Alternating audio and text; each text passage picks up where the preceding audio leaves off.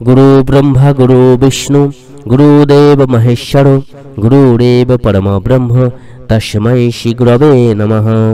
परम दयाल जुग पुरुषोत्तम श्री श्री ठाकुर अनुकूल चंद्रेर आतुल चरणे जानाई आमार शतकोटी प्रणाम। जय गुरु सकल इष्टप्राण दादा मायरा। করতে গেলে যা যা করে হাসিল তাহা হয়, সেই চলনে চললে তবে সাধন তারে কয়। আমরা প্রত্যেকেই সাধনার দ্বারা ভগবানকে লাভ করতে চাই। প্রত্যেকেই তো কম বেশি সাধনা করি, কিন্তু এই সাধনার প্রকৃত অর্থ আমরা বুঝতে পারি না বা বোঝার চেষ্টা করি না। আমরা সেই মতো করে চলার চেষ্টা করি না। যখন আমরা বিপদে পড়ি ভগবানের কাছে প্রার্থনা জানাই, হে ভগবান যেন আমাদের বিপদ কেটে যায়। যখন আমরা কোনো সংকটে পড়ি তখন আমরা সংকট কাটানোর জন্য প্রার্থনা করি। যখন আমরা বাধার সম্মুখীন হই তখন আমরা বাধা কাটানোর জন্য ভগবানের চরণে প্রার্থনা জানাই। যখন আমরা সমস্যায় পড়ি, বিভিন্ন প্রকার দুর্ঘটনার কবলে পড়ি, সেগুলোকে দূর করার জন্য ভগবানের কাছে প্রার্থনা করি। কিন্তু যেটা করলে আমাদের প্রকৃতরূপে এই সমস্ত কিছু কেটে যাবে সেটাকে আমরা ভুলে যাই। আমরা তো সাধনা করছি, সাধনার দ্বারা আমরা ভগবানকে সন্তুষ্ট করার চেষ্টা করি, কিন্তু এই সাধনার সংজ্ঞাটাকে আমরা প্রকৃতরূপে উপলব্ধি করতে পারি না। অনেকে ভাবেন যে দিনের বেলা যখন সময় হলো স্নান সেরে দুটো বাতাসা এক গ্লাস জল দিলাম, সেটা হলো সাধনা। অনেকে আবার ভাবেন মাঝে মধ্যে দুই একটা একাদশী পালন করলাম আর যেমন তেমন করে ভগবানের চরণে শুধু ফুল তুলসী পাতা একটু জল মিষ্টি দিয়ে দিলাম, সাধনা হয়ে গেল। অনেকে আবার ভাবেন সকালবেলা একটু হাঁটাচলা করলাম, কিছু ফুল অন্যের গাছ থেকে তুলে এনে ভগবানের চরণে দিলাম আর মাঝে মধ্যে একটু আদ্রু ডালা সাজিয়ে পূজা দিলাম, সেটা সাধনা হয়ে গেল। আরো অনেকে অনেক রকম ভাবে সাধনা করেন, কিন্তু প্রকৃত সাধনা যে কোনটা সেটা অনেকে ভুলে যান। আমরা একাদশী করছি, যারা ভগবান শ্রীকৃষ্ণকে মেনে চলেন অনেকে একাদশী করেন, অনেকে তুলসীর মালা পড়েন, অনেকে নাম জপ করেন। তো যারা যেটা করছি সেই সাধনা তো করছি, তো সাধনাটাকে সঠিকভাবে করার জন্য যা যা দরকার সেটাকে কিন্তু আমরা করি না। শুধুমাত্র ভগবান এখানে স্পষ্ট করে দিয়ে বলেছেন যে একাদশী করুন আর উপবাস করুন আর ফল বেলপাতা তুলসী পাতা ফুল বা মিষ্টি দিয়ে ভগবানের সামনে ডালা সাজিয়ে আপনারা পূজা করুন। ওটা কিন্তু সাধনা নয়। সাধনা হলো সেটাই যেটার মধ্য দিয়ে ভগবানকে সন্তুষ্ট করা যায়। সাধনা হলো সেটাই যেটার মধ্য দিয়ে ভগবানের কর্মগুলোকে বাস্তবে ফুটিয়ে তোলা যায়। সাধনা হলো সেটাই ভগবান যে শিক্ষা দিয়েছেন সেটা নিজেদের চরিত্রগত করা, নিজেদের সেইভাবে চলা, সেইভাবে বলা, সেইভাবে আচার আচরণ করে দেখানো, যেটা পরম দয়াল আমাদেরকে সঠিকভাবে সহজভাবে শিক্ষা দিয়ে বুঝিয়ে দিয়েছেন। তিনি বললেন করতে গেলে যা যা করে হাসিল তাহা হয়, সেই চলনে চললে তবে সাধন তারে কয়। অর্থাৎ সাধনা করতে গেলে যা যা করতে হয় সেটাকে তো আমাদের করতে হবে, তেমন ভাবে তো চলতে হবে, তবেই প্রকৃত সাধনা সম্পন্ন হবে।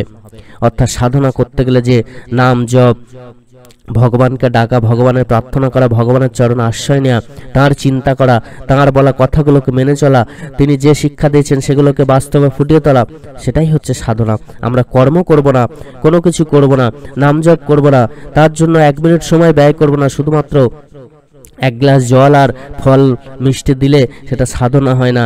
শুধুমাত্র একাদশী কটা পালন করলে সেটা সাধনা হয় না।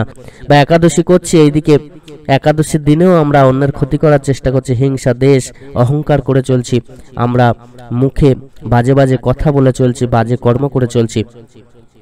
এরকমটা করা কিন্তু সাধনার লক্ষণ নয়। বা তুলসীর মালা পরেও আমরা যা খুশি তাই করে বেড়াচ্ছি, এগুলো সাধনা নয়। সাধনা করতে গেলে প্রকৃত রূপে করতে হবে, আর তার জন্য যা যা করা লাগে সেটা করতে হবে, তবেই হবে সাধনা।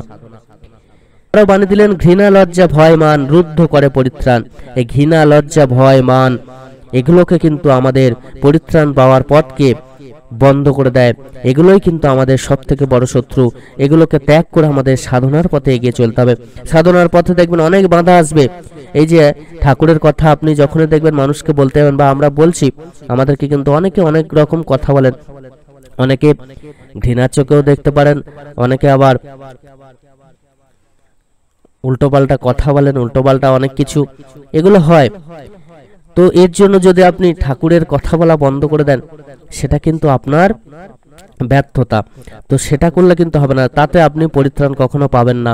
এগুলোকে ত্যাগ করে আমাদেরকে সাধনার পথে এগিয়ে চলতে হবে। আবার অনেকে ঠাকুরের কথা বলতে গিয়ে লজ্জা পান, ভয় পান, বা তাদের মানে আঘাত হয়। এগুলো কিন্তু আপনার সাধনার পথে বাধা। এগুলোকে ত্যাগ করে আপনাকে ঠাকুরের কথা নির্দ্বিধায় বলতে হবে। যেটা সত্য সেটাকে বলতে হবে। সত্য কখনো কিন্তু চাপা দেওয়া যায় না। যেমন আমরা দেখেছি, গ্যালিলিও বারবার করে বলেছিলেন যে সূর্য এক জায়গায় স্থির আছে, পৃথিবী সূর্যের চারিদিকে ঘুরছে, কিন্তু তাকেও সত্যটা বলার জন্য তাকে জেল খাটতে হয়েছিল। তো বর্তমানের এই সত্য আপনি যত বলবেন, আপনার যদি জেল খাটতে হয়, তাতেও কিন্তু সত্য কখনো মিথ্যা নয়। তার যে এই সত্য কথাটা পরে কিন্তু প্রমাণিত হয়েছিল।